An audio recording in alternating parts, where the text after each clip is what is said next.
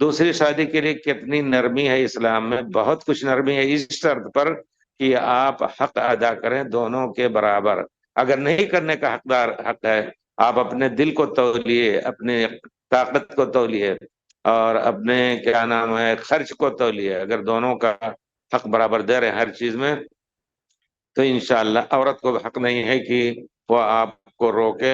अगर रोक रही है, आप अगर अच्छे अंदाज से उससे पुरानी जिंदगी गुजार रहे थे, तो इंशाअल्लाह आपकी खुशी में दूसरी के लिए वो राजी हो जाएगी।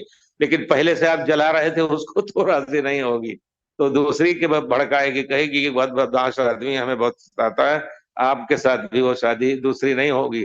तो ये सब चीजें हैं आजकल, इस तजर्बे से लोगों का मसला जो है बहुत पूछते थे। इस्लाम में जैसा आजकल औरतों में बहुत गलत समझा जाता है, औरतों में गलत समझा जाता है मर्दों की गलती की बिना पर।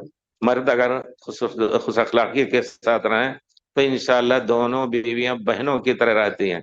मुझे याद है एक साहब ने दो शादी की, तो अब वो तरह बड़ी उम्र उनकी हो गई थी, तो जितने बच्चे होते सब उनके पास फेंकती जाती, और वो रात में अकेली सोती थी, बच्चे सब उनके इर्द गिर्द, पहली बीवी के साथ। एक खास मोहब्बत थी दोनों में, सब में। ये भी हो सकता है।